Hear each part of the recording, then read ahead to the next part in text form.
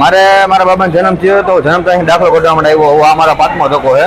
છોકરાનું આધાર કાર્ડ કઢાવવું છે તો એમ કે છે કે એના પપ્પાના પાછળ ભાઈ લખ્યું છે, ભાઈ કઢાઈ આવો, ખાલી આરીફ રાખો. તો અમે ધક્કા ખાઈ જો આધાર કાર્ડ વાળા એમ કે છે કે કઢાઈ આવો, અને આ એમ કે છે કે તમે છાપામાં આવે ત્યારે આવજો. આજ 9 વાગ્યાના અમે ઊભા છીએ, હવે અત્યારે કે તમે ઘરે જાઓ, છાપામાં આવે ત્યારે આવજો, છાપું વાંચીને આવજો, તે પેલા ન આવતા. તો અમારે કેટલાક ધક્કા ખાવાના.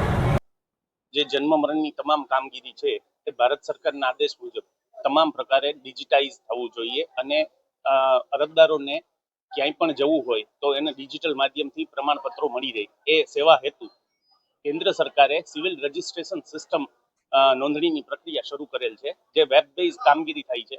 અને આ ગુજરાત સરકારે ઇનિશિયેટિવ સ્વીકારી અને તારીખ 1 સપ્ટેમ્બર 2025 થી આ પોર્ટલનો સ્વીકાર કરેલ છે.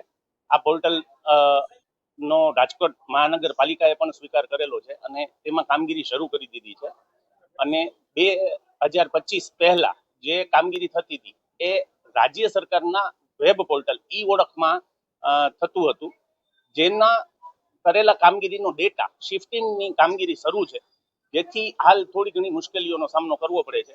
બધી લોકો અઢી કલાક મને પેલા કેવું જોઈએ આવ્યો કે ભાઈ સર્વર ડાઉન છે, તમે પછી આવજો, તમારો ટાઈમ ખોટો વેસ્ટ ન થાય.